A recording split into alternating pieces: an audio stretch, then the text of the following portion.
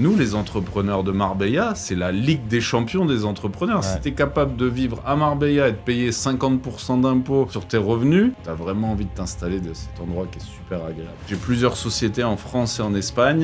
Je suis parti de zéro en France au début. J'ai fait venir un premier stock de produits. J'allais les vendre en porte-à-porte. Avec ma petite voiture, je faisais le tour des distributeurs. C'est facile de faire une mauvaise opération, rencontrer une mauvaise personne, faire des mauvais investissements. Je reçois un coup de fil, 20h, un samedi soir en plein été. On atterrit dans 2 heures à Malaga, on a besoin de privatiser un restaurant ce soir. Ok, demande-leur 30 000 €. Et je sais pas si c'est pas un fake. C'est peut-être un des endroits en Europe où t'es le plus safe, plein de narcotrafiquants, etc. Je connais des gens dans ces milieux-là, je peux te dire qu'ils vivent pas à Puerto Banús. J'ai vu d'entendre de Los Angeles devenir l'endroit où tout le monde voulait acheter un loft et habiter, ou des restaurants ouvrir, alors qu'avant c'était un truc Rencho et tout ça, les gens se tiraient dessus. Il y a eu des morts vivants. Je sais pas où aller, j'ai pas envie de retourner à Cannes, je veux retourner à Marbella, j'ai 200 €, faut que tu m'aides, tu vois.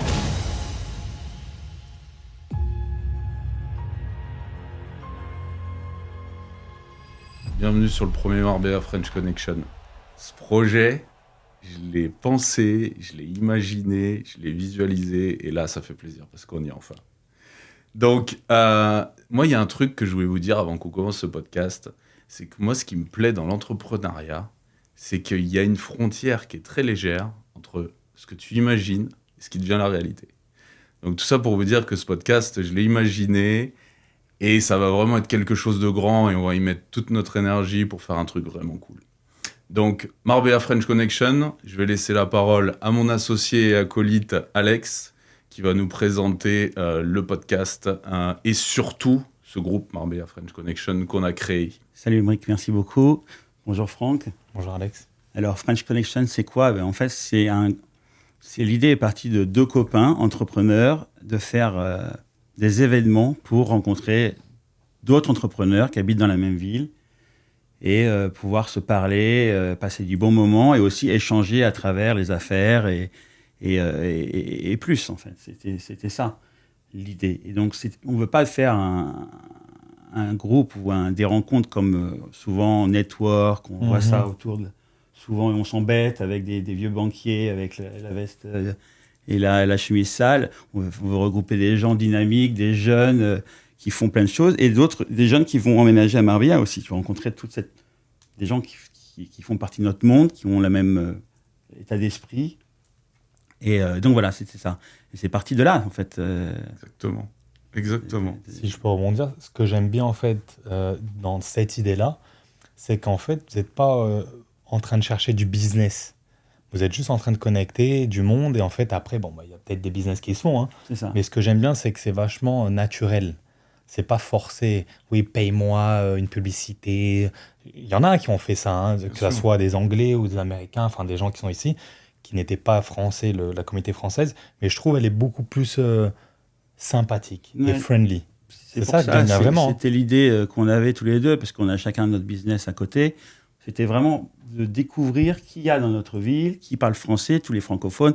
Il y a tous les Belges, il y a beaucoup de Belges, beaucoup de Suisses, même des Espagnols qui parlent français sont invités. C'est pas du tout, on filtre rien.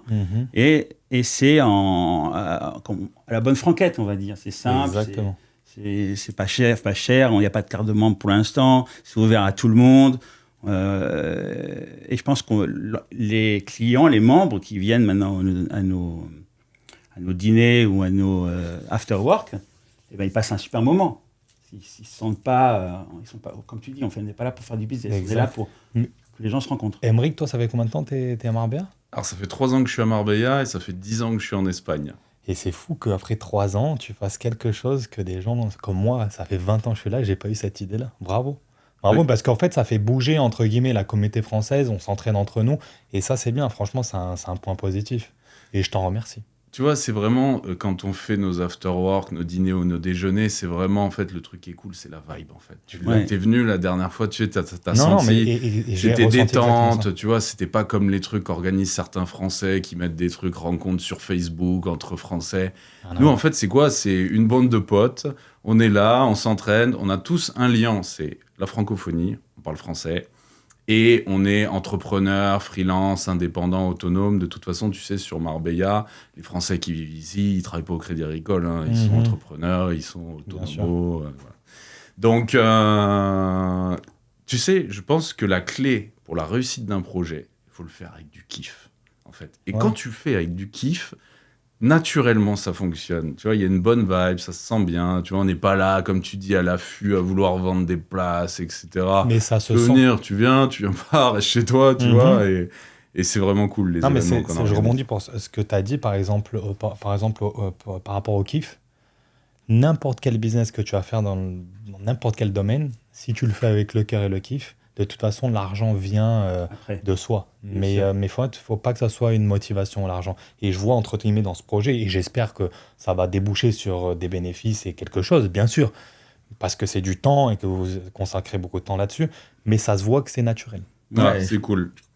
Et donc, en fait, est venu, donc, on a organisé des premières rencontres, on a fait un after-work, puis après, on a fait un déjeuner, et on a refait un after-work. Et moi, ça fait longtemps que je tanne Alex avec ça. Je lui dis, je veux faire le podcast Marbella French Connection. D'ailleurs, si je dois être honnête, la genèse du projet, c'est plus le podcast que C'est vrai. Wow, les after-work, C'est etc. vrai, ouais.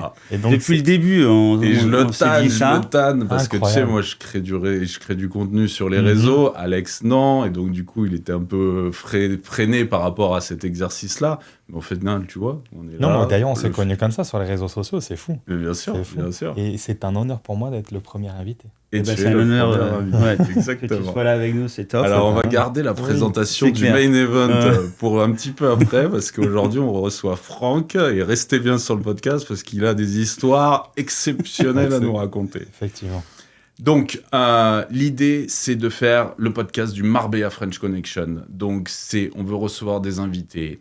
C'est pas forcément, on veut pas recevoir le plus riche, on veut recevoir celui qui a des histoires à nous raconter, qui a une vie un peu trépidante, des histoires croustillantes. Et je crois que c'est ton cas, Franck, tu vas nous raconter ça très bientôt. Et en gros, voilà, on aimerait créer une boucle comme ça et recevoir des gens dans ce podcast et répéter l'édition à plusieurs reprises. Donc, Alex, est-ce que tu pourrais te présenter? Parce que les gens qui viennent d'arriver sur ce podcast, ça va être la première fois qu'ils écoutent ce podcast. Donc, ce serait bien qu'ils apprennent à te connaître. Bien sûr. Alors, je suis Alexandre, je suis le cofondateur de Marbella French Connection avec Émeric. Je suis français, franco-suisse, j'ai 50 ans. Et, je suis né à Paris. J'ai quitté la France à 18 ans pour aller aux États-Unis. Wow. J'ai 20 ans d'hospitalité, de restauration, boîte de nuit, tout ce qui est événementiel. J'ai commencé très tôt à Paris déjà. Je faisais des soirées quand j'avais 16 ans. J'étais promoteur et on faisait des soirées dans les boîtes à Paris. Et j'ai vendu mes affaires il y a à peu près 10 ans. J'ai quitté la Californie et je suis venu habiter à Marbella. Je suis passé par la Thaïlande parce que j'ai fait beaucoup d'affaires aussi en Asie. Donc j'ai fait 20 ans entre la Californie et l'Asie, en fait. D'accord. Donc j'ai eu 5 restaurants en Californie, je suis dans l'immobilier en Suisse, l'immobilier en Thaïlande, j'ai fait des événements en Thaïlande aussi. Et maintenant je suis basé à Marbella depuis, ça fait 5 ans que je suis venu avec ma femme. Et j'ai rencontré Émeric, et Émeric m'a proposé de faire ce network. Comment vous êtes rencontrés? On s'est rencontrés à travers un autre groupe de Français. D'accord. Et on a un peu tilté et on s'est un petit peu envoyé des messages comme ça. Et un jour, on s'est croisés en allant boire un verre. Il m'a dit, mais tu sais quoi, Alexandre, tu veux pas faire un groupe avec moi de Français et on lance des after-work ensemble. Super. Et je lui ai dit, tu sais quoi, Banco, je pense que c'est exactement... Ça va être très cool parce qu'on est complètement différents, mais chacun s'apporte quelque chose de bien. C'est ça la force en fait. Et on est tous les deux, on a une vision, comme toi aussi, n'importe quel entrepreneur, on a tous des mêmes visions à la fin. On veut créer quelque chose de nouveau, d'intéressant et de rencontrer. Plus tu es entrepreneur, plus tu veux rencontrer d'autres entrepreneurs en fait. Bah ouais, c'est ça. Et voir un petit peu qu'est-ce qu'on peut faire, tout ça. Et on a tous cette idée sur les groupes francophones, les trucs, tout ça. Et nous, on voulait pas ça. Non, on fait un autre truc à notre goût, notre vibe. Les gens, ils viennent pas. Dans des lieux les lieux cool. On privilégie les lieux sympas, évidemment. Et on s'est dit, vas-y, tiens, boum, on avance, on fait le premier. Ça a bien marché. Et maintenant, on en est là aujourd'hui. Et c'est super. Et on grandit rapidement. C'était quand la première date de... On a fait ça, le premier événement en avril de cette année, avril 2026, donc Wow. c'est tout jeune, C'est frais, ouais. c'est tout frais. Moi, je vais te dire, quand j'ai rencontré Alex, tu sais, ça fait 20 ans que je suis entrepreneur et aujourd'hui, moi, je fonctionne uniquement à l'intuition et au kiff. Et en fait, quand je sens un truc, et je peux pas te l'expliquer, c'est pas rationnel, mais j'ai senti qu'avec Alex, il y avait un truc à faire et qu'il y avait ce truc-là à faire. Moi, je fonctionne exactement pareil. Et quand je vous vois les deux, je vois cette connexion, Cette tu vois. feeling, Et, tu vois. et de toute façon, je pense qu'on est à peu près pareil là-dessus. Moi, je fonctionne 100% au feeling. C'est ça. Je m'en fous de ce que tu as fait avant. Si j'ai un bon feeling avec toi, ça va matcher. Et je pense que nous aussi, ça matche bien Ouais. par rapport à ça C'est aussi. ça. Tu vois. Et Ouais, donc, carrément. voilà, c'est parti comme ça. Et ben voilà, on est au début du projet et j'espère qu'on va faire de belles et de grandes choses. Aujourd'hui, tu es notre premier invité. Je vous présente Franck. Franck qui est dans la conciergerie de luxe à Exact. Marbella. Je suis content de te rencontrer parce que moi, j'ai le monde de la nuit, tout ça, je l'ai comme toi, tu vois, ça fait 20 ans que je suis dedans. Bah ouais, non, c'est ça. J'adore ça. Et donc, On pour a un des- premier interview, c'est super de te rencontrer. Bah et ouais, merci parce que d'être- sûrement on a d'être des là. points en commun par rapport Bah, évidemment, ouais. au business. C'est Mais clair. je savais pas ce que tu faisais avant, mais C'est c'est clair. cool en tout cas de Bien sûr. t'avoir connu, de savoir ton passé. D'ailleurs, on va en parler plus en détail parce que ça m'intéresse beaucoup, que ça soit sur le podcast ou hors du podcast. Mm. Mais je me présente, donc moi, Bartolucci Franck, né à Cannes en 1987, donc on est à un an près avec Emric. Donc moi, j'ai commencé en fait la conciergerie il y a à peu près 20 ans. Ok, par rapport à mon papa qui avait un restaurant à Porto Banus. Donc moi, je suis venu avec mon papa, Ok. d'origine italienne. Je sais pas si vous le saviez, hein, non? Donc, Bah, je m'en suis douté vu ton nom. ouais, voilà, Bartolucci. Donc mon papa, Italien corse ou... non, pas du tout, italien, pure souche du comté de mon papa et ma maman marseillaise. Donc j'ai grandi à Cannes. J'ai fait mes premières armes au Majestic sur la Côte d'Azur, enfin Ah ouais, à Cannes. J'ai travaillé en tant que concierge, donc c'est chasseur, ça s'appelle. Donc en fait, on aide le concierge à faire des activités, à aller chercher les choses pour les clients. Et ensuite, mon papa a déménagé donc à Marbella et moi, j'étais plus trop content d'être à Cannes, pardon. J'ai fait mes études, j'ai fini mon bac action marchande, mais je voyais pas d'opportunité à Marbella dans ce domaine-là. Donc du coup, j'ai suivi mon papa et quand je suis venu ici, il avait donc un restaurant à Porto Banus et je l'ai aidé au début à promotionner en fait son restaurant. Voilà, ouais. Et en fait, c'est un peu les bases d'un concierge parce que tu vas promotionner un endroit, tu fais des contacts et ces contacts-là te demandent beaucoup plus de choses qu'une simple réservation ou devenir une réservation au restaurant. Donc, ils te Des demandent conseils en fait. exactement des conseils de où ils vont aller ce soir, si j'ai un contact pour une voiture, si j'ai un contact pour une maison. Et de là, en fait, naît un petit peu l'envie de s'occuper des clients, en fait. Mais au début, tu n'as pas de structure. Donc, quand tu n'as pas de structure, ben, c'est un peu difficile de pouvoir vendre ton service aux clients. Donc, en fait, tu le fais, mais en fait, Tu gagnes pas. tu gagnes pas d'argent. Exactement. Tu rends un service sans gagner d'argent. Entre-temps, ben, je suis parti en Suisse. Donc, c'est Ok. aussi, tu vois, franco-suisse. Je suis parti à Crans-Montana. Je connais bien. Ouais, voilà. Donc, 6 ans à Crans-Montana entre-temps, parce que mon papa, malheureusement, il a eu des problèmes de santé et est décédé. Donc, je voulais pas rester sans mon papa ici. Puis, ça me rappelait trop, en fait, le fait d'être avec lui. Donc, c'est pour ça que j'ai décidé, soit je rentrais à Cannes, ou soit j'avais une opportunité donc, d'aller en Suisse. Ok. Et je bossais, en fait, dans un bar au début. Et avec un bon salaire en Suisse, 4 500 euros, Tu viens de 4 le 500 dire, ouais. francs ouais, à Tu l'époque. Et viens de en le plus de ça, bon, à l'époque, le franc suisse, il était un peu plus bas. Mais donc j'ai bossé pendant 6 ans là-bas. Et on va en revenir après parce que par rapport à ça, qu'est-ce qui m'a fait revenir à Marbella? Il y a eu un événement, mais j'en parlerai après parce que c'est important et c'est enrichissant. Je suis revenu à Marbella en fait après 6 ans en Suisse et c'est là en fait où je me suis dit qu'est-ce que je vais faire à Marbella? Et c'est là où je me suis rappelé en fait de mon passé à Marbella, les contacts que j'avais parce qu'en fait en restant 3-4 ans quand j'avais 20 ans, j'ai fait beaucoup de contacts avec la communauté française qui ont des business à Marbella. La belle Donc, époque. exactement. Ce qui est Donc important. eux, ils ont le News Café à Porto Banus, à l'époque Olivia Valère. Tu Donc, peux donner un peu de chronologie par contre par rapport à tout ça, Bien c'était en sûr. quelle année? Parce que là, Marbella 2026 versus... Non, pardon, ok, Quoi, je vais dire les dates. 2000 à peu près ou un petit peu avant? ben, il y a 20 ans, donc Ouais. on parle de Ah oui, 2006. 2006. Moi, je suis arrivé en 2006 à Marbella, ok, donc il y a 20 ans. Je suis resté 4 ans jusqu'en 2010. Et 2010 à 2016, je suis parti en Suisse. Je suis revenu en 2016, donc ça fait 10 ans.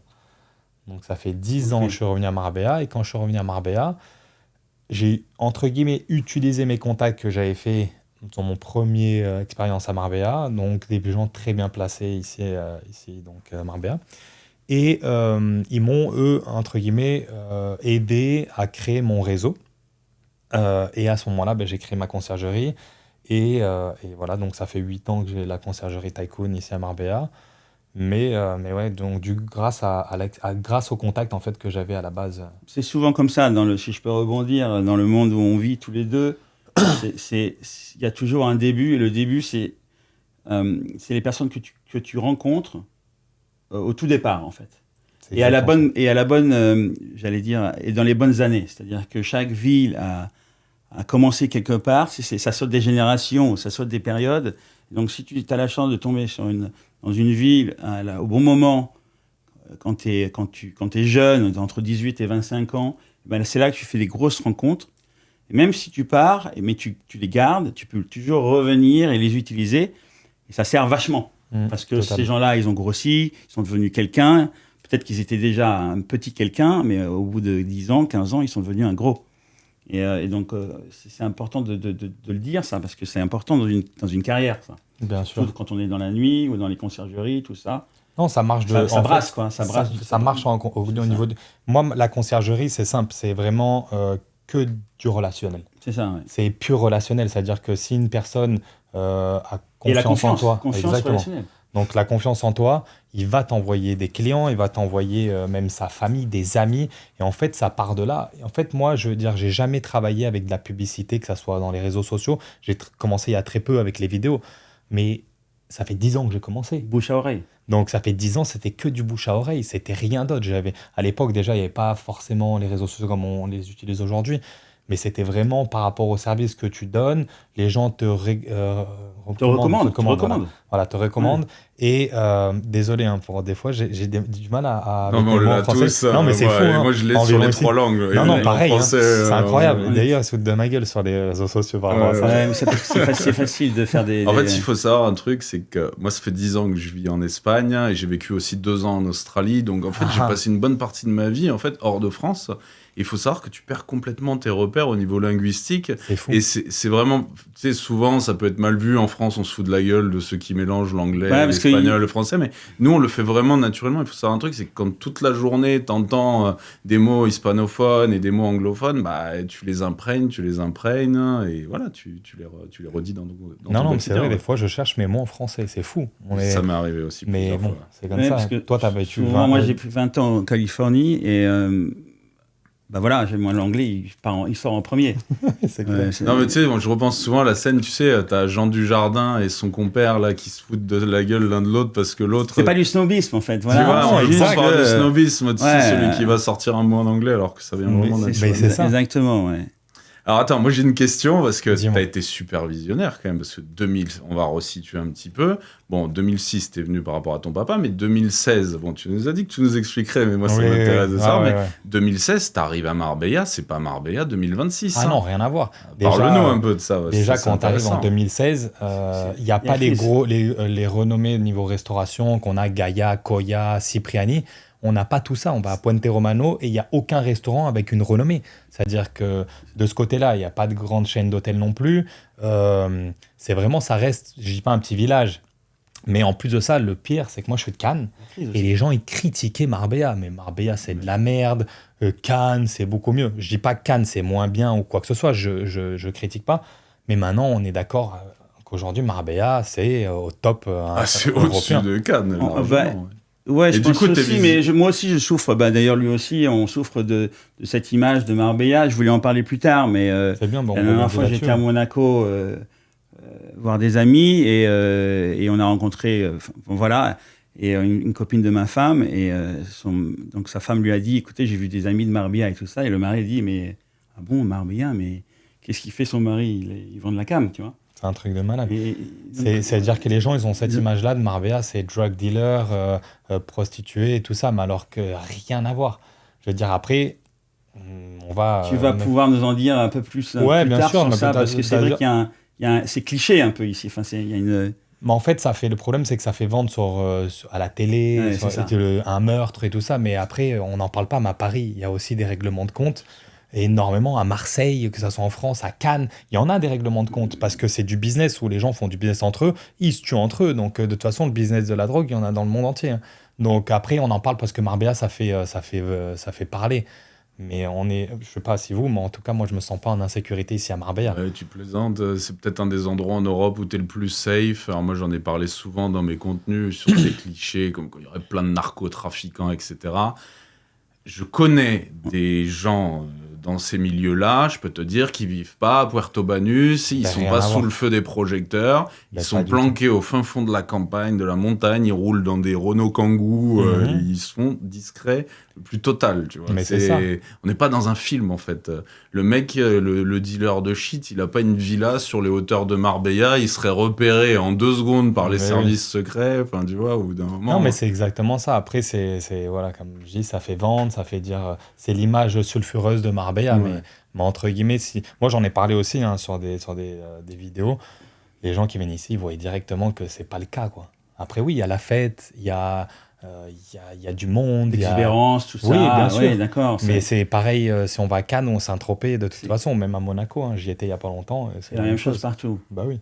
Sauf qu'ici, c'est toute l'année. Ouais.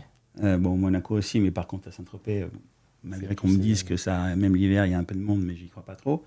En tout cas, ici, moi, je suis arrivé, j'ai la chance, ça fait 10 ans peut-être que je viens, 5 ans que j'habite ici, et ça a doublé de volume, en fait. Ah, mais plus que doublé. Toute l'année, embouteillage. Venant de Paris, j'ai pas trop le droit de dire ça, hein, ça serait quand même abusé, mais il y a du monde toute l'année maintenant. Ah non, carrément. En fait, vous êtes arrivé, encore, ça fait 5 ans, toi 3 ans. Moi, je vois vraiment la différence il y a 10 ans. Non, mais il y a 10 ans, c'est quand Alors, même le creux de la vague. Parle-nous de ça. Le creux de la vague, on va essayer de prendre de la perspective un petit peu par rapport à Marbella. Tu arrives à Marbella en 2016. Donc là, on est niveau Lloret des Mars ou on est non, ça reste Cali. Niveau Benidorm, Benidorm, non. Je ne veux pas critiquer non plus, mais c'est pas Cali, tu vois. Ça reste qualitatif, Okay. Marbella. Les prix ne sont pas donnés non plus, mais ça n'a rien à voir avec ce qu'on a aujourd'hui. Par exemple, un logement aujourd'hui, si on a un appartement à 2 000 € par mois, un 2 chambres, c'est OK. Il n'y a pas. Maintenant, à l'époque, il y avait des appartements à 600 €, 2 pièces, et ça ne se louait pas. L'appartement qu'on a à côté, hein, donc j'ai acheté moi un appartement 250 000, tu ne trouves plus. Il n'y a plus, ça n'existe pas. Un petit bureau, un petit bureau peut-être. Un studio, oui. Et sans parler des bureaux de podcast, combien on paye les gars, on va pas le... Mais voilà, les prix, c'est une folie parce que justement, il y a un melting pot de personnes d'Europe entière avec une économie, enfin, un potentiel économique important. Marbella, c'est en flèche vers l'eau, incroyable. Et je ne pense pas que ça va baisser de toute façon. Non, parce que les prix, par rapport à la Côte d'Azur, on est beaucoup plus bas encore. Exact. Et puis les gens réalisent qu'on a déjà le climat est beaucoup mieux qu'en France. On le voit bien aujourd'hui. Hein. Il fait 43 à Paris, 43 à Cannes. Enfin, ici, il fait 29. Hein. Ouais. Donc, c'est quand même une grosse différence. Et puis, il y a encore de la place. Et puis, les Espagnols, ils sont sympathiques. Et puis, c'est vachement plus cosmopolite ici, quand même. Quoi. Moi, j'en ai parlé dans un de mes contenus. Alors, ça peut être moins beau, d'accord, mais...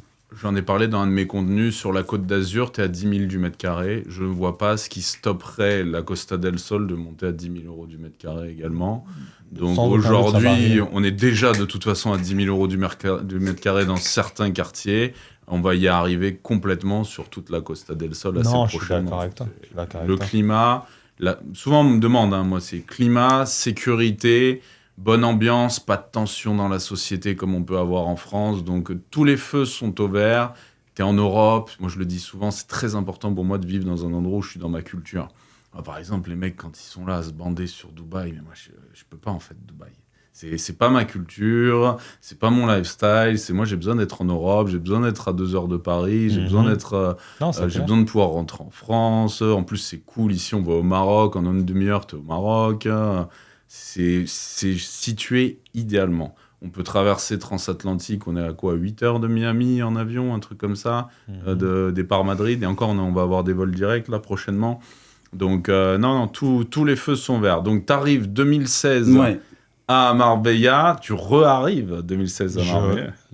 pour ça, Dandy is back. Sur les Dans réseaux this sociaux. back. Ah oui, ok, Ah, c'est pour ça, évidemment. ouais, je voulais te poser la question. Non, en fait, c'est pas Tu vraiment l'as- ça, l'histoire. tu l'as Mais anticipé. non, mais en fait, Ça je vient vous de raconte Dandy. l'histoire de Attends, Dandy, on c'est va, quoi on va peut-être situer un petit Ok. peu pour les auditeurs. Pardon. Franck a un Instagram, d'ailleurs je vous invite à tous le follow, qui s'appelle @dandyisback, C'est ça. Is back.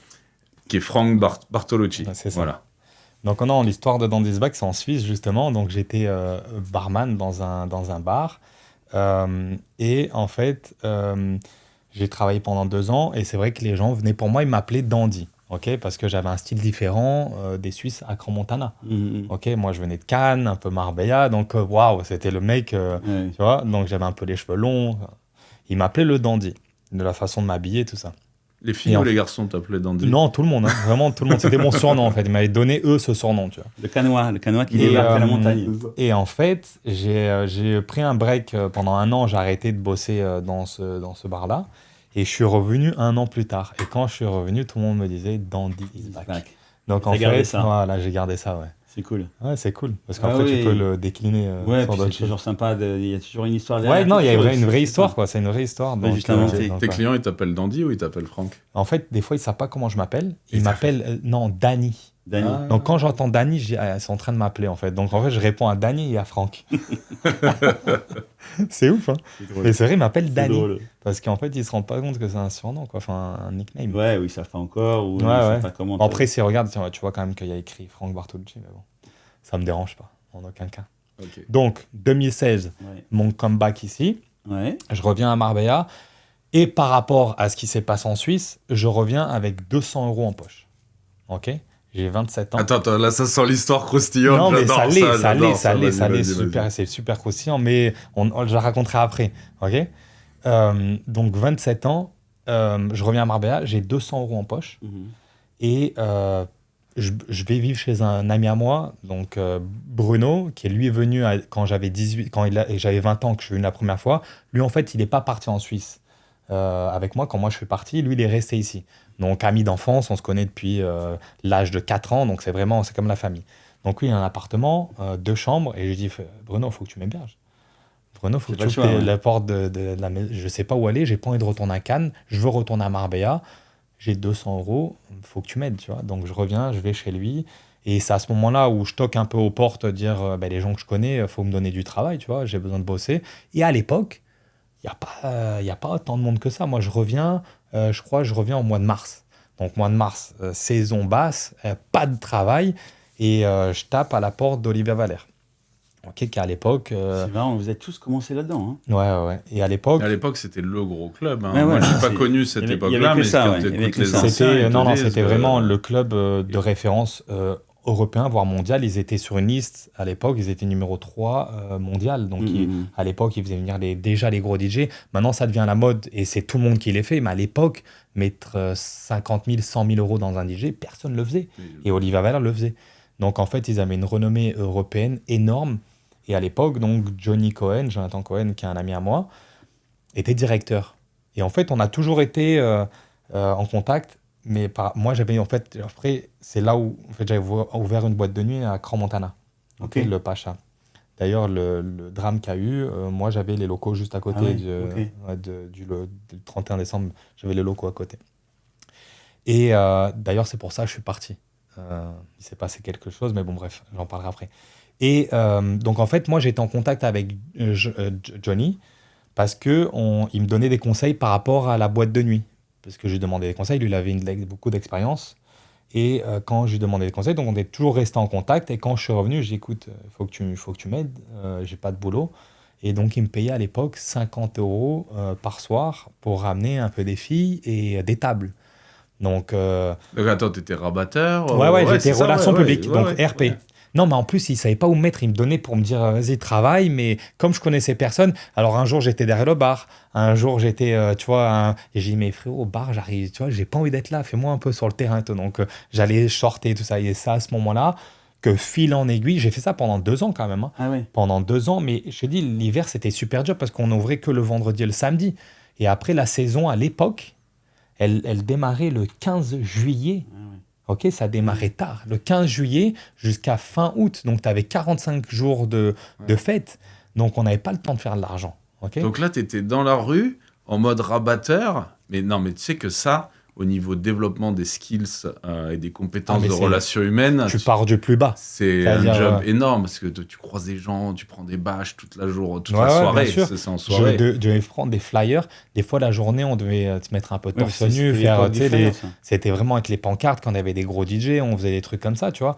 Après, moi, je veux dire, il n'y a jamais de sous-métier. Tu dois commencer. Moi, je le faisais, j'avais besoin de gagner de l'argent, je l'ai fait, tu vois. Et puis, ça m'a permis d'être où je suis aujourd'hui. Donc, c'est ça qui est intéressant aussi. Tu sais, je pense que c'est le lien de toutes les réussites.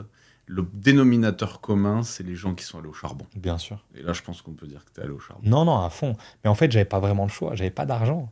J'avais pas Mais d'argent. c'est- J'avais mais- vraiment pas le choix. C'est-à-dire que C'est le j'avais meilleur pas- moteur. Moi, en mes fait. parents, Oui, ils vas-y, ont- ça Quand va. t'es obligé. Moi, j'avais perdu mon t'as pas papa, le choix, qui ouais. était un peu mon pilier financier, à dire à cette époque. Mhm. Bah, il est plus là. Et ma maman, bah, non plus, une petite retraite. Donc, obligé un petit peu d'aider aussi ma Faut se maman. bouger Donc, les du fesses, coup, ouais. tu fais quoi? Tu bosses. Donc, pas d'argent pour investir. Eh ben, on est allé bosser. Et puis après, j'ai vu les opportunités de se développer. Pour donner un peu des chiffres, donc les 2 premières années, on bossait à fond et j'arrivais à mettre de côté peut-être allez, 4-5 000 euros par saison. Et c'était, voilà, je traînais avec cet argent l'hiver parce qu'il n'y avait pas trop de choses à faire et tout ça. Parce qu'à l'époque, Marbella, c'était vide en hiver. C'était tout fermé, il n'y avait rien à faire. Et eux, ils me disaient, bah, écoute, viens le week-end, on te donne un peu. Ils m'aidaient, en fait, tu vois. Et après, petit à petit, ça commence à augmenter. Et c'est rigolo parce qu'aujourd'hui, je peux faire la même chose d'un été entier, je peux le faire en 2 jours. C'est ça qui est fou. Bien sûr. C'est ça qui est fou quand tu vois, en fait. Et des fois, je suis même pas content avec l'argent que je fais aujourd'hui. Et des fois, ça te remet un peu les pieds sur terre de dire, attends, Faut pas oublier. oublie pas qu'avant, avec 4 000, tu durais tout l'hiver. C'est Ok, clair. alors oui, j'étais en colocation avec mon meilleur ami et tout ça. Maintenant, Le niveau de vie, maintenant, a aussi beaucoup Oui, il a augmenté, aussi, mais aussi, c'est tout. En fait, ton train de vie change aussi. Et en fait, ça dépend de ton train de vie. Tu peux gagner 20 000 et être short à la fin du mois et gagner 1 000 et avoir un train de vie différent. Mais c'est vrai que mon train de vie, là, il a changé. Mais des fois, il faut se rappeler de dire, bah, t'es content de gagner X Rappelle-toi d'où euros tu par mois. viens, c'est même.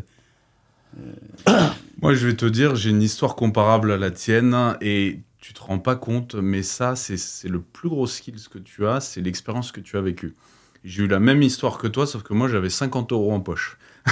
Donc, tu étais plus riche que moi avec tes Bon, 200 balles. J'avais des dettes en Suisse. Donc, Ah, ouais, ok. Non, moi, j'avais pas de dette, mais Moi, j'avais j'en avais. 50 balles en poche. J'étais en Australie. J'avais 20 ans, j'étais à l'autre bout du monde. Au moment de partir en Australie, ma famille m'ont fait comprendre, ok, tu veux te taper le trip d'aller à l'autre bout du monde. Par contre, quand tu seras en difficulté au milieu des kangourous, tu te démerdes. démerde-toi, tu vois. Je me souviendrai toujours, mon père, il m'avait fait une face comme ça, mais je le remercie parce que c'est grâce à lui, tu sais, aussi, que j'ai eu, voilà, que j'ai pu vivre des choses dures comme ça. Et quand je me suis retrouvé, il me restait 50 balles en poche. Je revenais d'un voyage en Thaïlande. J'étais au backpacker, donc auberge de jeunesse, tu sais, les trucs où tu dors à 8 dans la même chambre wow. et tout. La nuit, c'était 19 $, il me restait 50 $ en poche. J'avais chopé un petit boulot de vendeur en porte-à-porte, où on vendait des peintures d'art en porte-à-porte. J'avais pas le choix. Le lendemain, j'ai vendu. Mais tu sais, quand tu étais sur le fil du rasoir, comme ça.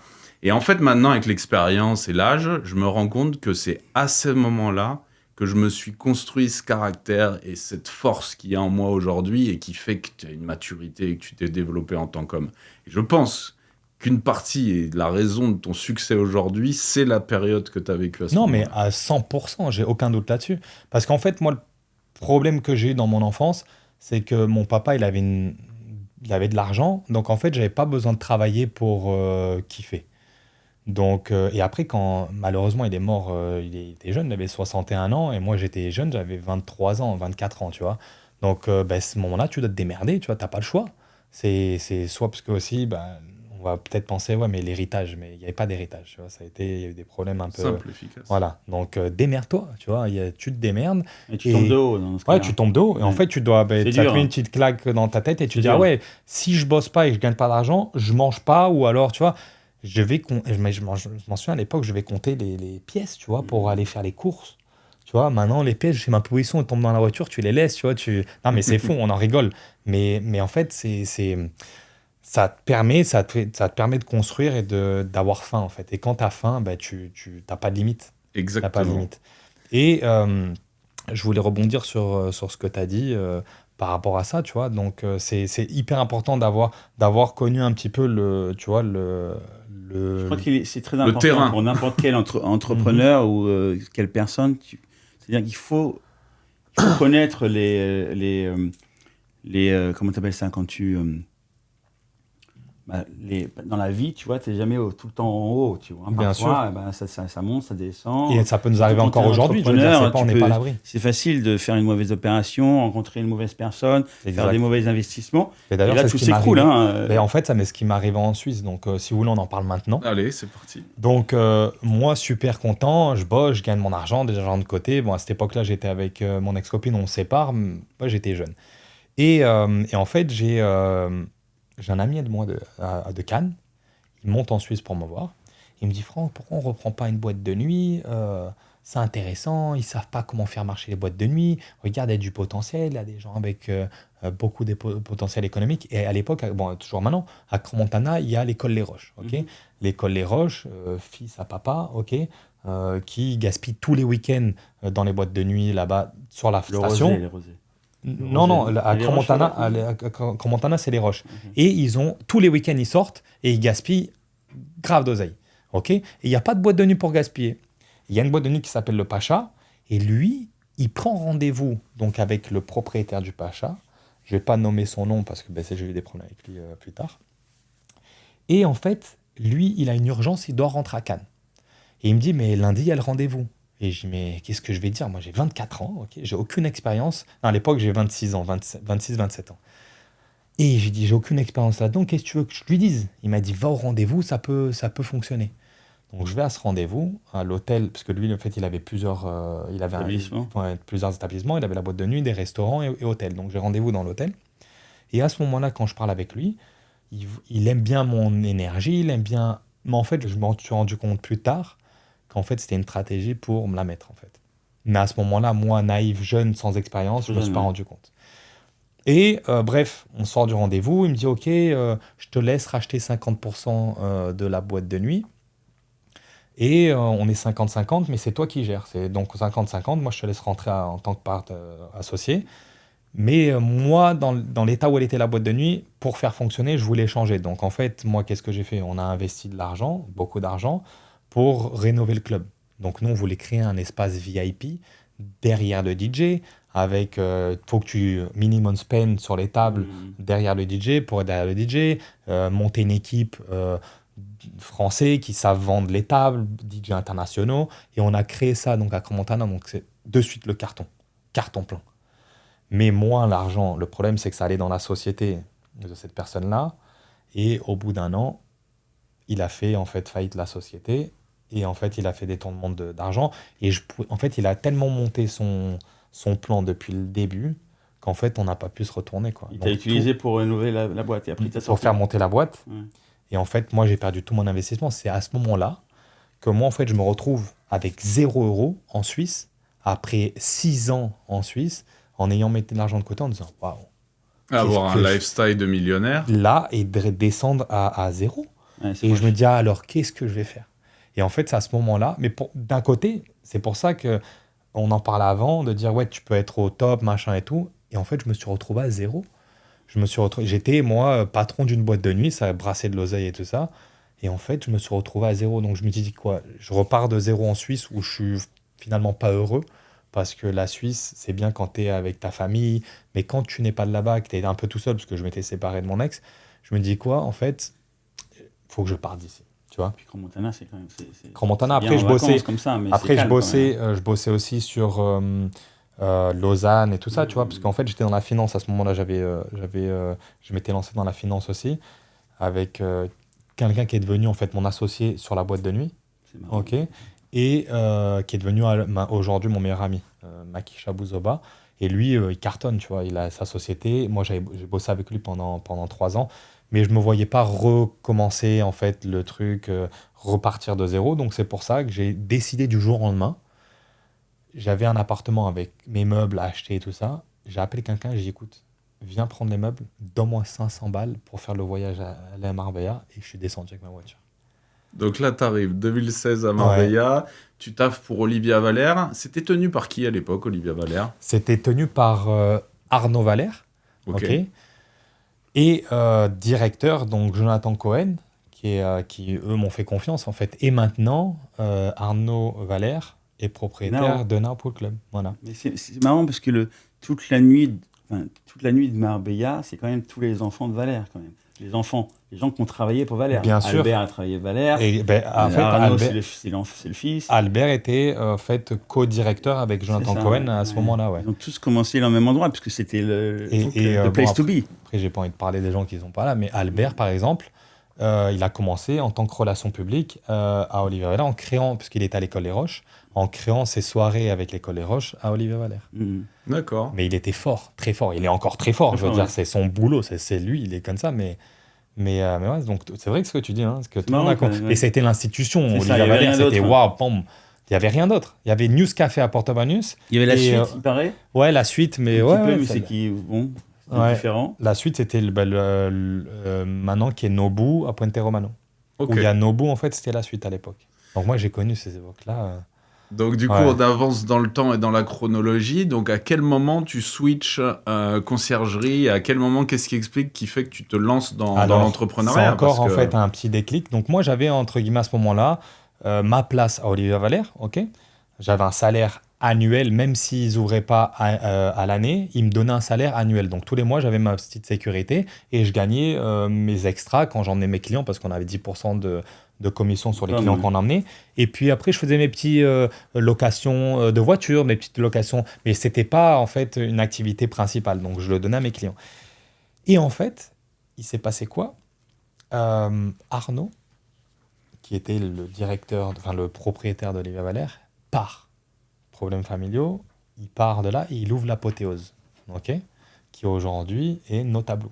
Les noms, l'Apothéose. Et Notablou, à l'époque, les boîtes de nuit. La première fois que je suis venu à Marbella, je suis allé là-bas à l'ouverture de l'Apothéose. Ben voilà. Et j'ai rencontré très bien un copain, Arnaud. C'est ça, exactement. Donc en fait, Arnaud ouvre Apothéose et ça fait scandale dans la famille. Donc moi, à ce moment-là, je suis toujours à Olivier Valère et c'est sa sœur, Karen, qui reprend la direction de la boîte de nuit. Sauf qu'elle, elle coupe tout. Plus de salaire pour toi, fini. Maintenant, on doit se mettre autonome. Je dois lui faire une facture, et encore, je facture que les mois où sont ouverts. Donc moi, je passe de 20 000 à l'année en salaire à 4 000 ou 5 000. Et je dis, putain, qu'est-ce que je vais faire?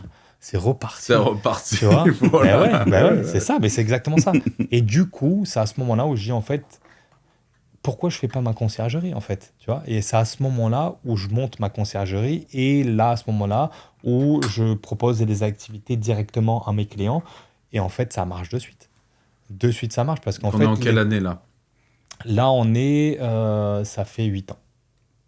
Ok, du coup 2018. C'est ça. Donc tu as bossé pendant 2 ans. Okay. Ouais, 2 ans, même 3 et après en 2019. 2019, je monte ma conciergerie, ça fait 7 ans. Après, il y a le Covid. Du coup, tu te relances comment? Tu trouves comment tes premiers clients? Tu avais déjà une database un petit peu? J'ai déjà la database en fait. J'ai déjà les clients, je suppose. J'ai déjà les clients, mais en fait, le problème, c'est que quand tu as les clients, mais que tu ne donnes pas l'information nécessaire, en fait, ils ne font pas appel à toi. Ils disent, ce mec-là, il est Olivier Valère, je l'appelle pour Olivier Valère. Mais si tu dis, écoute, appelle-moi aussi, si tu as besoin d'une voiture, et tous les autres établissements, parce qu'à ce moment-là, quand moi, je travaille plus pour Olivier Valère, j'ai pas de salaire, je peux les emmener dans un autre endroit. Tu vois ce que je veux dire? Donc, du coup, tu deviens réel concierge, parce qu'un concierge, il ne peut pas être basé qu'à un endroit. Tu peux le faire au début pour faire ta database, mais une fois que ta database, tu peux lui dire, écoute, moi, je suis dans les autres endroits, les autres boîtes de nuit, les autres beach clubs, et c'est à ce moment-là où toi, tu négocies avec les beach clubs la commission nécessaire, et au final, tu deviens concierge. Oui, parce que tu peux travailler avec tout le monde, du coup. Et exactement, à la base, je ne pouvais pas le faire. Ouais. C'est ça, en fait. Donc, c'est là, à ce moment-là, quand j'ai perdu le salaire et en fait la tâche que j'avais avec eux que j'ai pu me développer en tant que concierge à 100%. Ouais. Donc là, tu es en 2018, tu commences à te lancer avec ta conciergerie, tu as tes petits clients, ça commence à bien se développer. Mais 2020, Covid. Ouais. Raconte-nous cette période-là, parce qu'on l'a tous vécu en tant qu'entrepreneur et je pense que là, pour le coup, ça a dû être compliqué pour toi. Pas forcément. Alors vas-y, raconte-moi. Non. Ça a été la plus grosse année pour Marbella, le Covid, parce qu'à Marbella, c'était la seule. C'était pas eu vraiment de. C'était une folie. Ouais, mais tout le monde venait ici. Tes clients, il y a des problèmes pour voyager, non, etc. Non, ils venaient. Enfin, il y a beaucoup de gens qui sont venus ici. Par exemple, à cette époque-là, Now, ils ont fait leur record tu vois, des premières années, c'est là où ils ont fait leur record. Moi, au moment du Covid, c'est fou parce que Zazu, Casanis, Casanis. groupe Casanis, j'ai rendez-vous juste avant le Covid. Il me dit, ouais, écoute, je veux que tu fasses partie. J'ouvre un restaurant, Mamzelle. Ok. Il me dit, je veux vraiment que tu fasses partie de l'équipe, s'il te plaît. Donc, bon, on a des rendez-vous. Et j'ai dit, ok, ça m'intéresse, le projet m'intéresse et tout. Moi, je veux pas perdre, entre guillemets, ma liberté de concierge. Ok. Parce que moi, à l'époque, de l'avoir avec Olivier Valère, je voulais pas retourner là-dedans. Parce que je savais les gains que je gagnais à côté, je voulais pas les perdre. Mais j'ai dit, mais ça me dérange pas de travailler avec toi, avec un salaire, et je sois un petit peu l'égérie du groupe, tu vois. Et j'ai dit, ok, pas de problème. Et donc, il a le projet de Mamzelle, et là, Covid.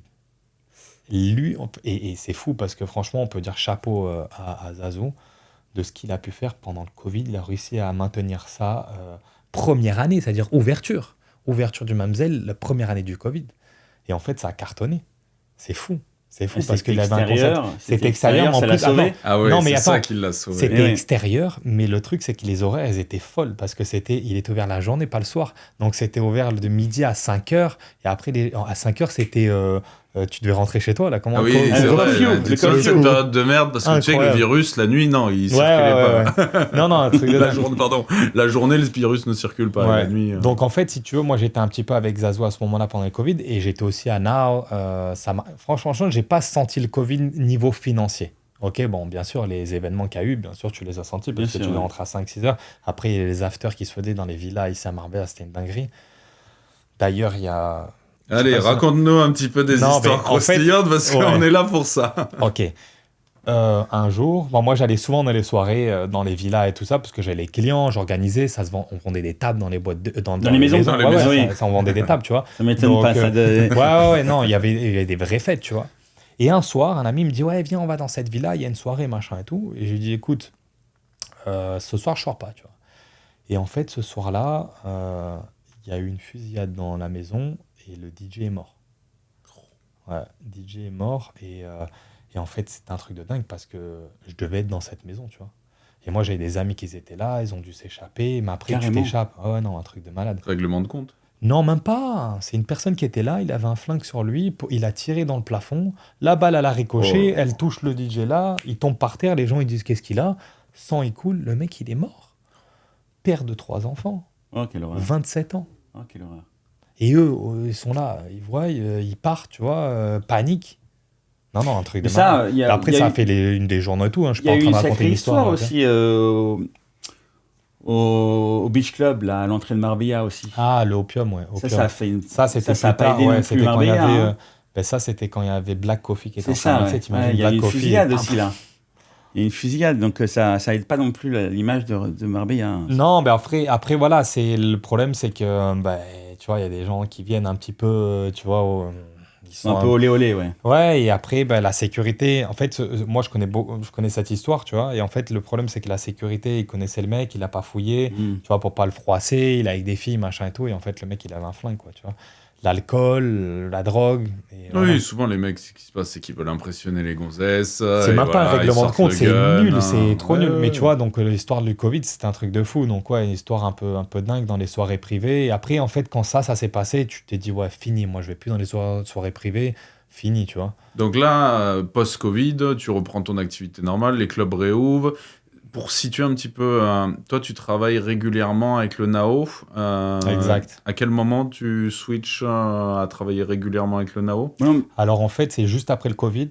Eux, ils bossent super bien le week-end, mais la semaine, ils ont plus de mal en fait. Et eux, ils travaillent avec 0 promoteur. Ok, ils travaillent vraiment que avec leur équipe et rien d'autre. Ils ont changé leur concept aujourd'hui, ils ont beaucoup de promoteurs. Mais moi, je suis le premier en fait à créer une soirée, enfin une journée fête privée d'un promoteur externe. On appellera ça la fête Guilty.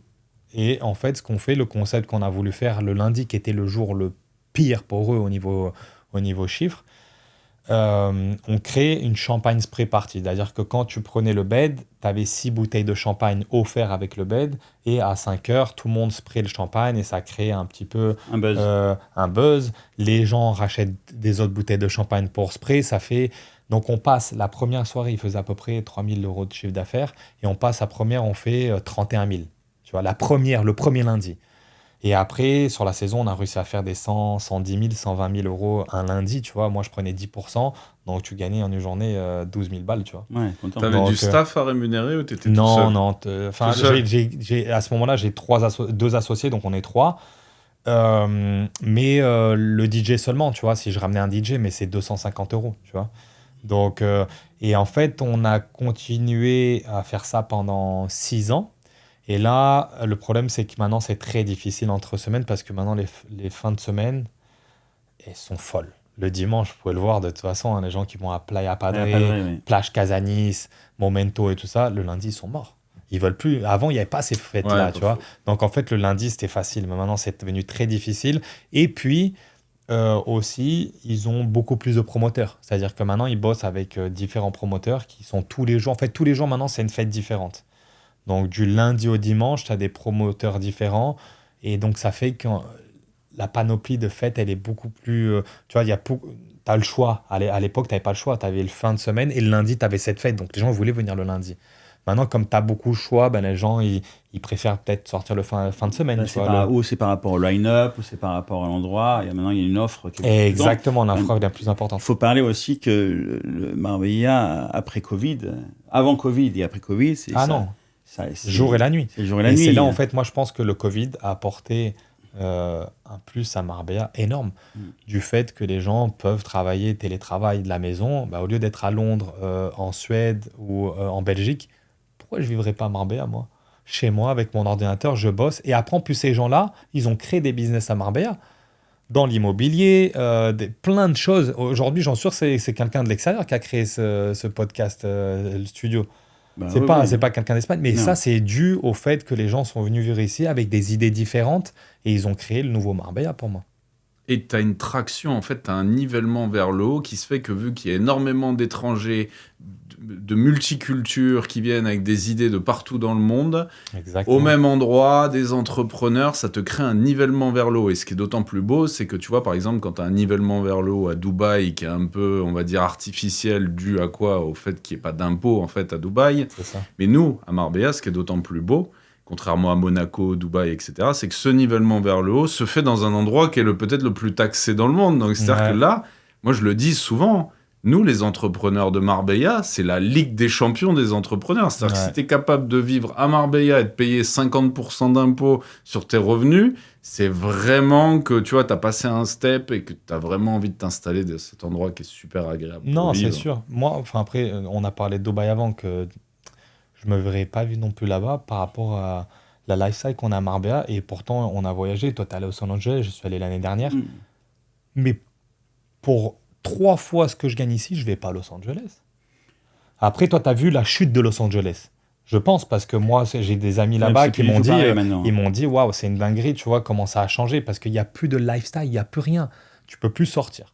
Tout est séparé. À Marbella, c'est tout concentré, donc c'est cool, tu vois.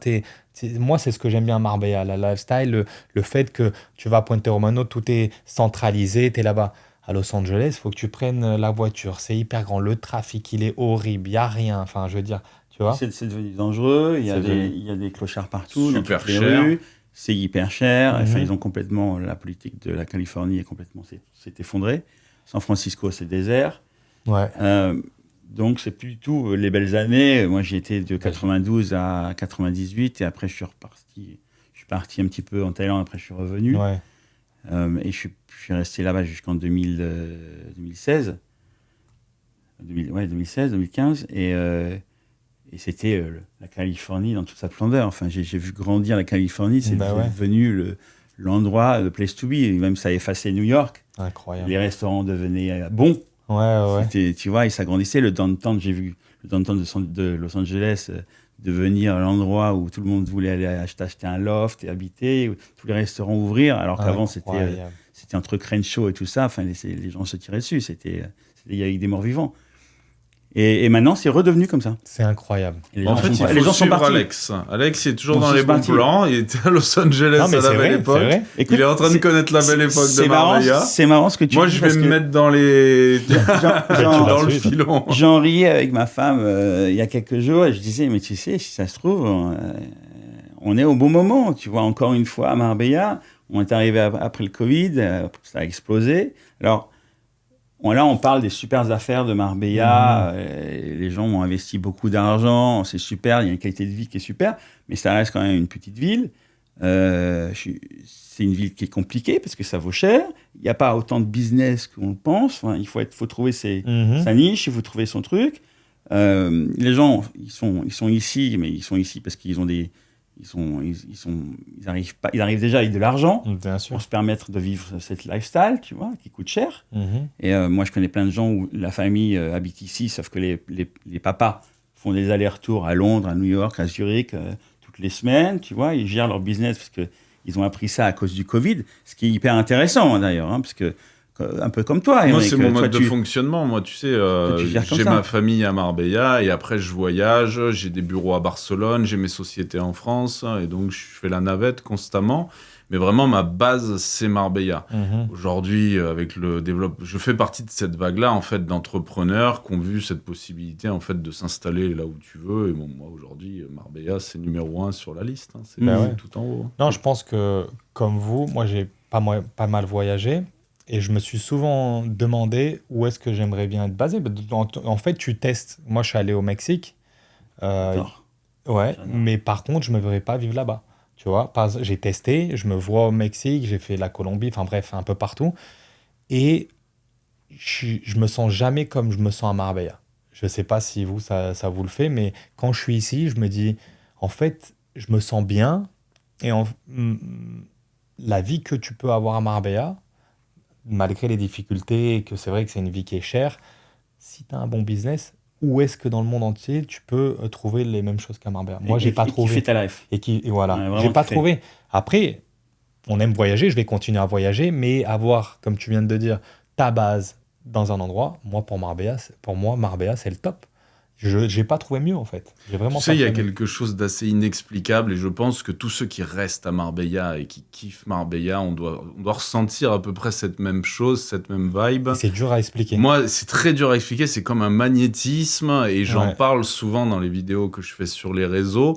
En gros, il y a que ceux qui l'ont vécu qui peuvent le Je suis d'accord avec comprendre. toi. Tu vois. Non, je suis d'accord avec moi, toi. je peux te dire, je reçois de plus en plus de messages sur les réseaux de familles, d'entrepreneurs qui veulent venir s'installer. En plus, avec les événements qu'il y a eu à Dubaï ces derniers temps, ça a augmenté. Moi, il y en a sur les réseaux, ils m'appellent le maire de Marbella, mais en gros, c'est toi le maire de Marbella. Oh, Franck, ça Tu fait... fais plus de promotion de ça Marbella fait en 3 ans que C'est moi. vrai, c'est vrai, en beaucoup 20. plus. Ouais. Ça fait 20 ans hein, que Tu devrais t'es prendre là, un chèque de et la ville de Marbella. Là, je suis sûr qu'il Je te jure. a une enveloppe Non, mais qui tombe. Tu sais qu'il y en a plein qui me le mettent en Ah, commentaire. voilà, l'enveloppe Marbella. En fait, moi, il faut savoir un truc, c'est que je crée du contenu pour le kiff. Déjà, numéro 1. Et numéro 2, c'est pour me créer en fait une communauté d'entrepreneurs. Et en gros, les entrepreneurs, excuse-moi, mais ils en ont rien à foutre des réels virales de cons là, ou les filles qui se mettent à moitié à poil, etc. Donc on crée du contenu en fait qui attire les entrepreneurs. Donc je parle d'immobilier, je parle de business, je parle de Marbella. Et voilà, et du coup, ça crée une traction et il y a une vraie communauté d'entrepreneurs qui, en fait, s'est fait retranscrire par ce qu'on a créé, le Marbella French Connection. On a été capable de réunir 60 entrepreneurs sur le dernier événement au bout du 3e événement. Oui. Pour te donner un ordre d'idée, et je le prends souvent en comparaison, la dernière fois, ça a fait le buzz sur les réseaux, il y a une petite nénette qui avait 300 000 abonnés, elle a organisé un petit café, un truc, croissant chocolatine, elle a fait venir 0 personne. Waouh. Mais pourquoi? Parce que la fille, en fait, elle fait quoi? Elle crée du contenu de con, en fait. Voilà, Ouais, où elle se filme devant une caméra, à danser, etc. Mais tu crées pas de valeur, en fait, pour les gens. Non. Nous, en fait, ça fait quoi? 5 mois que je crée du contenu sur les réseaux, mais je donne de la valeur. Et en gros, on crée une communauté d'entrepreneurs et voilà, ça... Non, mais surtout qu'on voit en plus que quand toi tu fais tes vidéos et ça, c'est que tu l'expériences ton truc, tu vois, c'est du vécu, Bien tu sûr. le vends, tu vends le truc que tu aimes, tu pousses aux gens de venir, tu gardes pas ton petit jardin secret, tu dis, écoutez, Ouais, il y en a qui regardez, me le reprochent dans les alors moi, commentaires. et voilà, c'est ça. Et donc Il y en a qui me disent, ouais, tu vas faire venir toute la merde, etc. Mais de toute façon, les gars, calmez-vous. Hein, pour venir vivre à Marbella à 4 000 € par mois le loyer, C'est ça, tu vas pas avoir la famille il tuche faut en vouloir. qui va débarquer. Hein. Au Non. bout d'un moment, c'est les entrepreneurs qui viennent ici. Tu Exactement. vends pas du rêve, en fait, tu vends de la réalité. Bah et oui, je trouve que- exactement. tu le dis avec tellement de plaisir et que moi, je prends du plaisir, c'est assez agréable. Et, Ouais. ça parle de ton cœur, ça sort de ton Ben, cœur. c'est ça, Et mais en si- plus, ça se voit que t'as rien à gagner en disant aux gens de Exactement. venir à Marbella. Elle est T'es- pas payée par t'es personne. justement pas le maire de Marbella, quoi. Rien du tout à gagner. Et en gros, enfin, non, c'est faux. J'ai à y gagner. Si tu savais le carnet d'adresses que je suis en train de me Ah, mais ça, constituer, c'est clair. tous les jours, je reçois des messages Ouais. d'entrepreneurs français, Et ça, d'entrepreneurs qui vivent à Dubaï. Indirectement.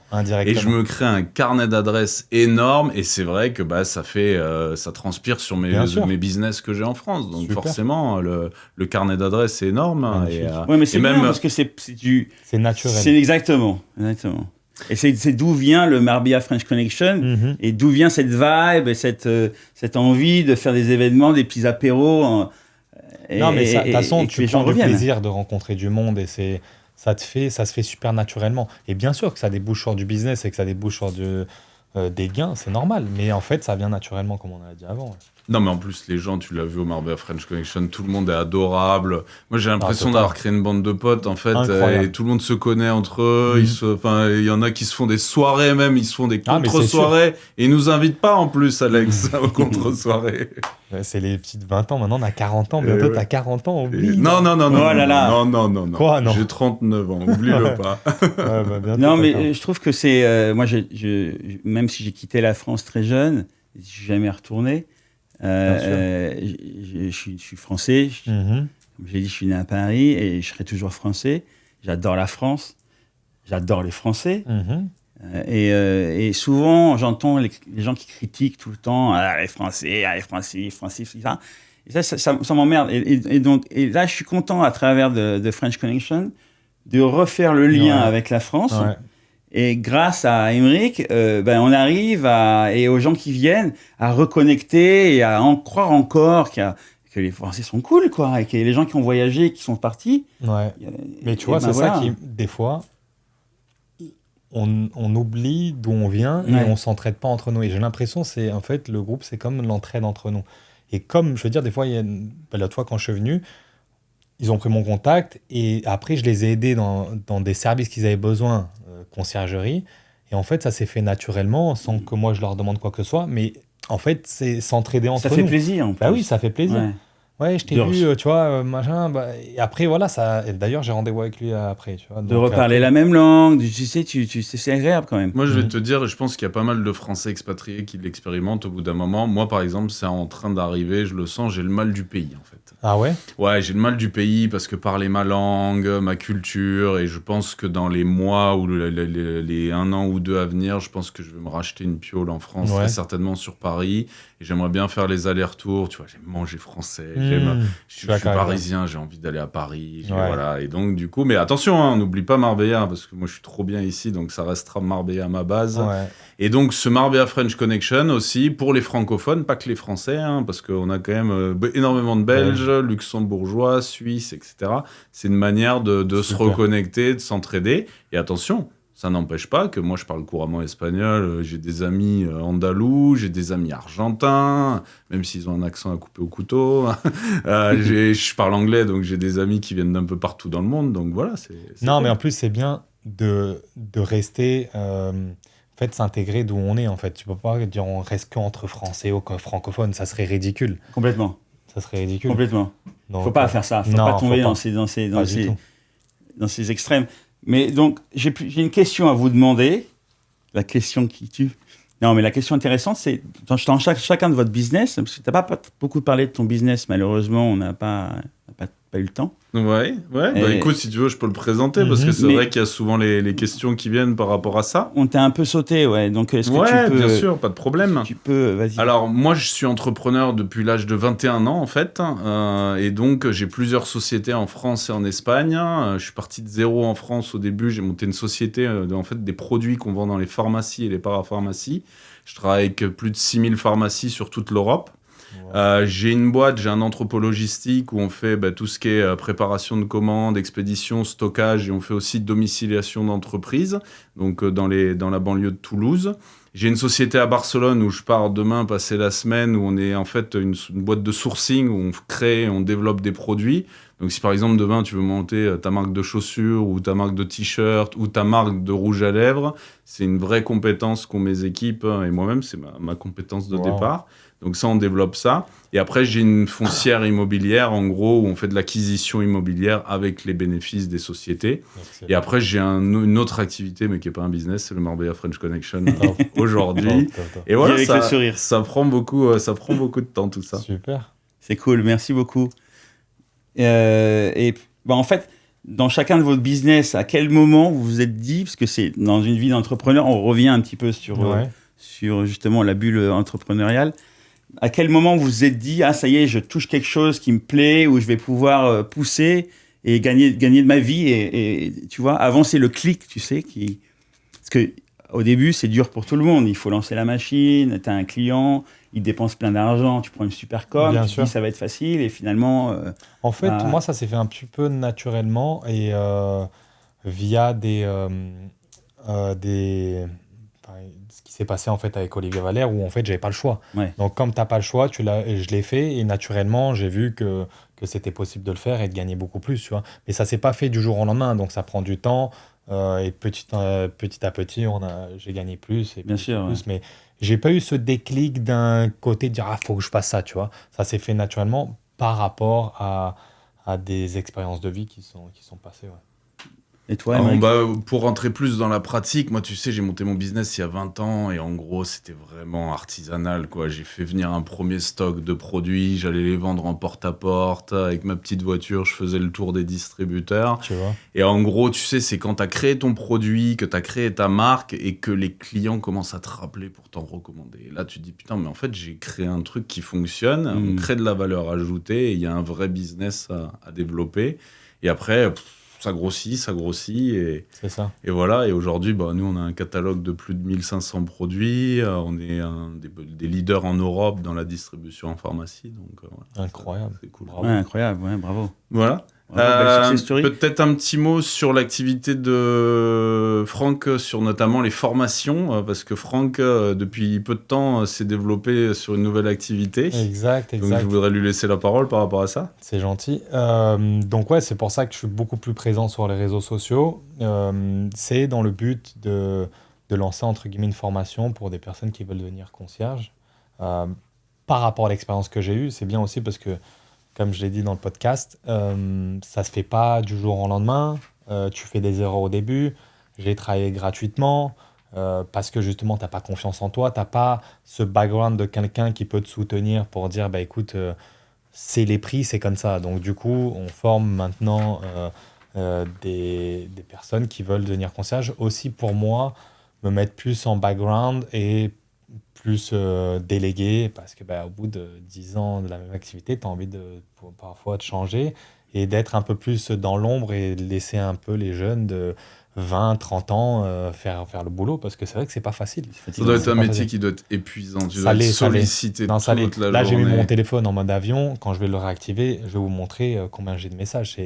Non, c'est vraiment... On le filmera. Ouais, on peut le filmer. Non, mais c'est vraiment... Oui, parce qu'il y a toute la partie nuit ou beach club. Ouais, mais en fait, ça s'arrête jamais. C'est-à-dire que le boulot, c'est 24 choses. heures sur 24. Tu as toujours des demandes. Et moi, pour moi, la clé de la réussite aussi, c'est que je donne la réponse à l'instant T. C'est-à-dire que tu me demandes, moi, je vais travailler sur ton cas directement. Je vais pas dire, attends, demain. C'est fini. Demain, le client n'est plus là. Tu dois le traiter au moment présent. Donc, il a changé d'avis. Ou il a changé d'avis, ou alors il y a quelqu'un d'autre qui lui a trouvé la solution. Tu vois ce que je veux dire ? Donc, tu dois toujours être... C'est vrai que c'est mentalement, c'est vachement épuisant. Ouais. C'est pour ça que je veux former des gens qui sont un petit peu à mon image et qui travaillent comme je veux travailler pour pouvoir eux-mêmes avoir leur conciergerie et pouvoir déléguer. Ouais. C'est un métier d'avenir, je pense, parce que la prestat de service aux gens fortunés, ça va vraiment être une niche à exploiter. Et je pense que tu as pris un bon filon. Ouais, non, je pense que, comme tu dis, ça n'a pas de limite, en fait, parce que les gens vont devenir riches et ils veulent du service, ils veulent être un petit peu soutenus. Et... Complètement. Et puis, il y a beaucoup plus de gens qui ont de l'argent, ils veulent tous faire les mêmes choses au même moment, et donc ils sont obligés de passer par quelqu'un pour être connectés, pour passer une bonne soirée, pour avoir un bel hôtel, une belle chambre, tout ça. Et donc, si tu n'es pas un petit peu pas connecté avec la bonne personne, avec le bon concierge, ben, tu n'as pas les bons services. Bien sûr, on l'a tous fait, d'aller dans un endroit où on n'a jamais été et pas savoir où sortir, pas savoir où dîner, pas savoir comment réserver. Bon, réserver, tu peux le faire online, mais des fois, tu ne sais pas où aller. Moi, je suis allé en Colombie et je ne savais pas quoi faire. Si j'aurais eu un concierge qui connaît la zone et qui m'aurait... j'aurais passé une semaine complètement différente de la semaine que j'ai passée là-bas. Et en fait, c'est ça notre boulot. C'est en fait que la personne, elle passe le meilleur moment et qu'elle s'occupe de rien, on s'occupe de tout. Donc en fait, tu as un planning, tu sais ce que tu vas faire, c'est basé par rapport à tes demandes, par rapport à qui tu es, et tu profites. Donc c'est vachement cool, quoi. Du coup, les Français qui veulent venir découvrir Marbella et qui veulent passer par les services de Franck, Dandy is back, Instagram, et Franck va vous faire une semaine de rêve à Marbella. Et on peut après se voir tous ensemble, et voilà, c'est cool. Bien sûr. 2 dernières questions avant de conclure. Je voulais te demander si, par exemple, tu sais, moi je suis beaucoup démarché par des Français qui veulent venir s'installer à Marbella. Quel conseil tu leur donnerais pour réussir leur intégration à Marbella ? En fait, ça... rester eux-mêmes, en fait. C'est pas parce qu'ils sont à Marbella qu'ils doivent changer leur façon de vivre ou leur façon de penser ou quoi que ce soit. Mais pour s'intégrer, les langues, c'est important. Parce qu'on voit, par exemple, ici, je sais pas si vous en avez rendu compte, les Anglais parlent anglais, ils parlent pas espagnol. Les Russes parlent russe. Et le problème, c'est qu'ils restent entre bandes, et c'est ce qu'on a parlé avant. Même si nous, on a cette communauté française et tout ça, moi, je veux dire, je m'intègre. J'ai des amis espagnols, des amis dans le monde, du monde entier, grâce aux langues. Donc en fait, moi, le conseil que je peux donner aux personnes qui viennent ici, bien sûr, s'ils parlent que français, d'ailleurs, ça arrive à ma maman. Elle voulait s'installer ici, elle parlait que français, elle n'a pas réussi. Et elle est repartie. Elle est repartie. Aussi à la mon beau-père. langue, c'est hyper important. Je veux dire, si quelqu'un vient s'installer à Marbella, qu'il ait une petite base d'espagnol et d'anglais. Et en fait, ça va permettre de s'intégrer beaucoup plus facilement, de se sentir en fait intégré. D'être moins perdu, oui. C'est ça. Le problème de ne pas parler les langues, c'est que tu te sens rejeté. C'est pas le cas. C'est juste qu'en fait, toi, tu vas pas faire les choses où tu dis, putain, mais il parle anglais là-bas, je vais pas aller là-bas. Alors que si tu parlerais la langue, ou alors si tu fais l'effort d'aller, même si tu parles pas anglais, tu vas être intégré, mais le fait de ne pas parler langue, toi-même, tu te mets tes barrières.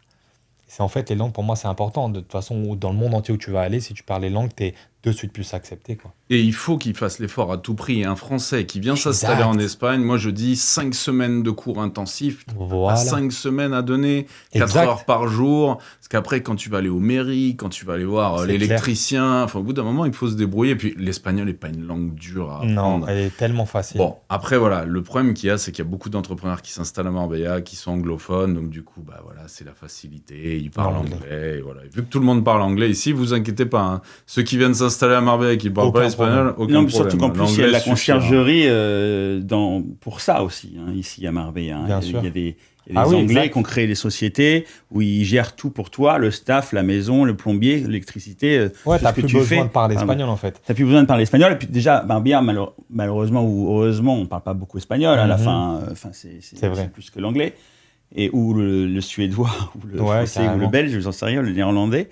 Mais je veux revenir à ce que tu fais dans ton travail, pour qu'on ait quand même des questions un peu marrantes. Quels ont été tes clients les plus... est-ce que tu as eu des demandes complètement folles? J'en ai tous les jours. Est-ce que tu as des superstars qui se sont comportés extrêmement mal? Non, j'en ai tous les jours. Raconte-nous quelques trucs un peu sympas. Ma première expérience, et ça c'est un truc de dingue, ma première expérience où j'ai loué une maison pour faire la fête, une grosse star du football, et à cause de la fête, il s'est pas marié. Ah mince, il a divorcé. Ça a dérapé. Non, il n'a pas fait le mariage parce qu'en fait, ils se sont rendus compte qu'il y avait des filles à ce moment dans la villa. Et en fait, ça a capoté, c'est passé à la télé et tout. non, et c'était moi qui avais loué la maison. Non, mais tu vois. Et après, une expérience aussi de dingue qui m'est arrivée il y a 3 ans. Je reçois un coup de fil, 20h, un samedi soir en plein été. Et en fait, c'est un concierge de Cannes. Mais moi, à ce moment-là, je ne le connais pas. Numéro inconnu, enfin un numéro français, mais que je ne connais pas. Il m'appelle, il me dit voilà, je suis avec un client super VIP, je ne peux pas dire le nom actuellement. On atterrit dans 2 heures à Malaga, on a besoin de privatiser un restaurant ce soir. Donc samedi soir, privatiser un restaurant. Et moi, j'ai cette demande, mais en fait, comme je sais que c'est possible, je ne me dis pas ça peut être un fake, tu vois. Donc parce que je sais que c'est possible, les gens, ils ont des demandes comme ça. Et donc moi, je prends la demande au sérieux et je demande justement à un ami à moi qui a un restaurant à Porto Banús. Et à ce moment-là, je lui demande, est-ce que tu peux privatiser le restaurant? Donc, dans 1 heure, il ouvre les portes. Et il me dit, OK, bah, demande-leur 30 000 euros pour privatiser le restaurant.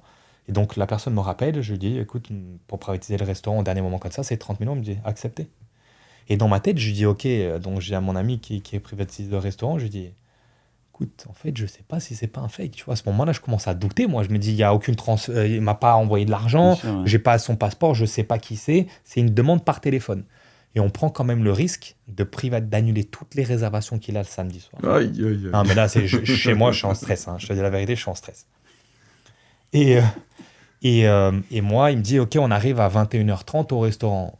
Et donc, moi, je me pointe à 21h et j'attends 21h25, 21h30, personne. Je dis, oh, j'ai merdé, frère. J'ai merdé, tu vois, parce que je te dis, ça peut arriver. Tu te fais un mec qui veut me faire chier, il le fait. Bien sûr, ouais. Et on attend 21h35, ils arrivent, 4 vannes, 10 sécurités, les mecs chargés, tu vois, armés et tout. Hein. Ouais. Et c'était en fait gouvernement d'Arabie Saoudite.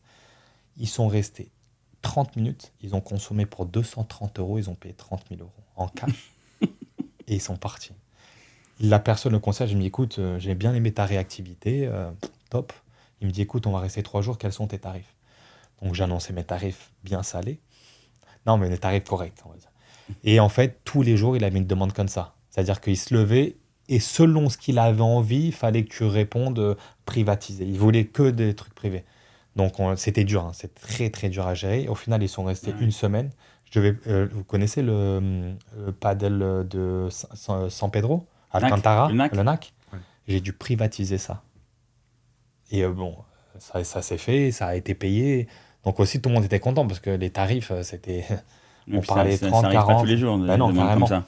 Donc ouais, ça c'était une demande assez stressante parce que fallait être 24 heures sur 24. Ils vivent la nuit. Hein. Oui, c'est ça. Ouais. Ils vivent la nuit. Ouais. Ils veulent des trucs la nuit et tout ça. Donc ouais, c'était quand même une grosse expérience. Mais après, tous les jours des expériences. Bravo, parce qu'au départ, il fallait. Ouais, mais c'est des risques que tu dois prendre. Le faire, hein. et puis, Parce que si j'aurais pas cru en ça, en fait, j'aurais pas fait le deal, grilles, ouais. tu vois, j'aurais pas gagné l'argent que j'ai gagné. Et puis après, voilà, tu te grilles, parce que le mec, il est là, il n'a pas la solution, oublie.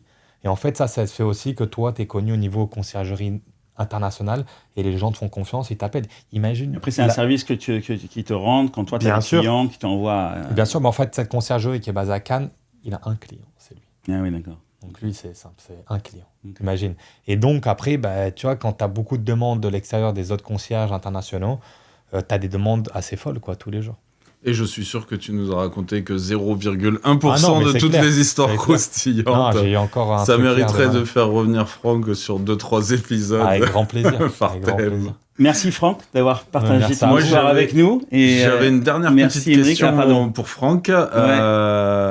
J'aimerais, comment dire, déjà je voudrais te remercier Franck, et ça me fait très plaisir que ce soit toi le premier. Ah, c'est gentil. Parce que moi, les profils comme Franck, je les adore. Parce qu'on pourrait croire avec les tatouages, ce look un peu Casanova, que c'est un mec qui se la raconte, alors que Franck, c'est un mec qui est super simple, super gentil. Et moi, j'adore les profils c'est comme gentil. toi. Bon, super Génial. épisode, les gars. Ouais, Quelque merci chose Franck que d'avoir j'ai partagé adoré ton faire, moi, histoire. personnellement.